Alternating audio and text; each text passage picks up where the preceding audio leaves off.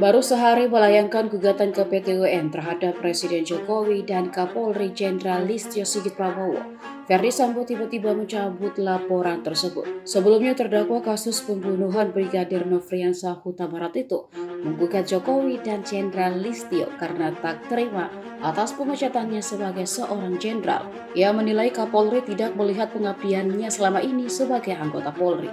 Namun baru sehari gugatan itu dicabut pada Jumat 30 Desember. Hal ini dikatakan langsung oleh kuasa hukum Verdi Sambo Arman Hanis di hari yang sama. Keputusan diambil setelah mempertimbangkan kembali serta mendengar masukan dari berbagai pihak.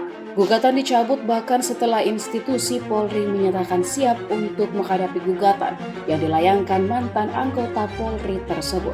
Pencabutan gugatan ini dilandasi oleh beberapa pertimbangan. Menurut Arman sangat dipengaruhi faktor kecintaan terhadap institusi Polri. Terlebih Verdi Sambo telah membuktikan rekam jejak yang cakap dan berintegritas selama 28 tahun hingga sebelum menghadapi proses hukum kasus pembunuhan. Adapun gugatan diajukan karena 3 pertimbangan. Hal ini merupakan upaya konstitusional yang sebenarnya disediakan oleh negara. Namun Verdi Sambo beserta keluarga dengan rendah hati menerima dan memahami reaksi publik perihal gugatan yang diajukan pada 29 Desember 2022. Di sisi lain, gugatan Sambo itu juga disoroti Menteri Koordinator Bidang Politik, Hukum, dan Keamanan Mahfud MD.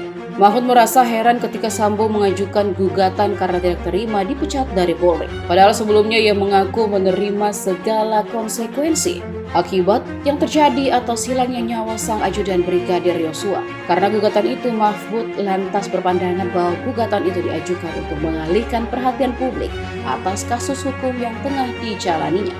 Bahkan Mahfud tak segan menyebut gugatan itu hanya gimmick belaka.